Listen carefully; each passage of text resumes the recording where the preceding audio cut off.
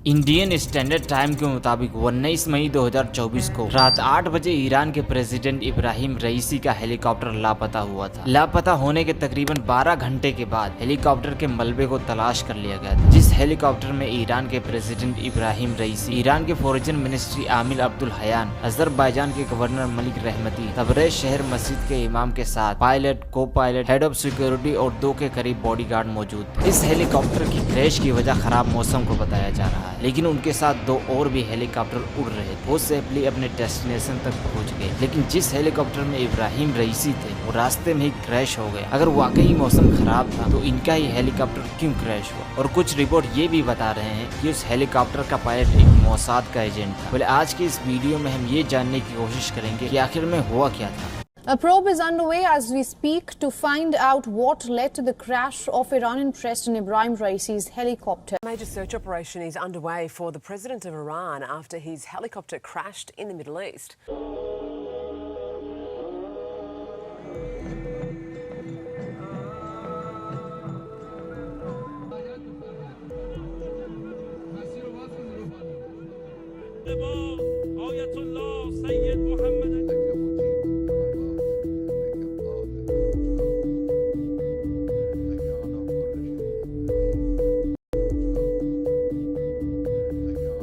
एकदम स्टार्टिंग से जानने की कोशिश करते हैं कि एक्चुअली में क्या हुआ था। बात कुछ यूं है कि इब्राहिम रईसी अजरबैजान के एक डैम क्विज क्लासी की ओपनिंग में गए थे। ओपनिंग होने के बाद वो खोदा आफरीन से तबरेज शहर की तरफ बढ़ रहे थे कि इतने में उनका हेलीकॉप्टर क्रैश हुआ और यूजी विलेज में जा गिरा। बाकी के 2 हेलीकॉप्टर सेफली अपने जगह पे पहुंच गए। उस हेलीकॉप्टर के लापता होने के बाद 12 घंटे के अंदर ही उनका पता लगा लिया गया था और तेहरान टाइम्स पे ये हेडलाइन छाप दी गई, अब इब्राहिम रईसी नहीं रहे। ये खबर सुनते ही ईरान के सुप्रीम लीडर आयतुल्लाह खमेनी ने 5 दिन शोक का ऐलान किया, जिसके रिस्पेक्ट में इंडिया और पाकिस्तान के पीएम ने एक्स पे ट्वीट करके झंडे को आधा झुकाने का ऐलान करके इब्राहिम रईसी की इस मौत को रिस्पेक्ट किया। किसी भी देश का आधा झंडा तब झुकाया जाता है जब कोई बड़ा लॉस हो जाता है। झंडे को आधा झुकाने का हुक्म पीएम के पास नहीं होता है, इसका हुकूक प्रेसिडेंट के पास होता है। जैसे इंडिया के प्रेसिडेंट द्रौपदी मुर्मू है तो उनके पास ये हक है कि वो झंडे को आधा झुका सकती है। इंडिया का लास्ट टाइम झंडा हिस्ट्री में पहली बार सबसे देर तक झुका था जब डॉक्टर एपीजे अब्दुल कलाम इस दुनिया से गए थे। उस मौके पे इंडिया का झंडा 7 दिनों तक झुका रहा और इस बार ईरान के प्रेसिडेंट इब्राहिम रईसी की शहादत पे 1 दिनों के लिए फ्लैग को हाफ मास्ट किया गया। इंटरनेशनल मीडिया के मुताबिक 5 रीजन बताए जा रहे हैं कि जिनमें से किसी एक ने इब्राहिम रईसी के इस हेलीकॉप्टर क्रैश में रोल अदा किया। सबसे पहला और मेन वजह है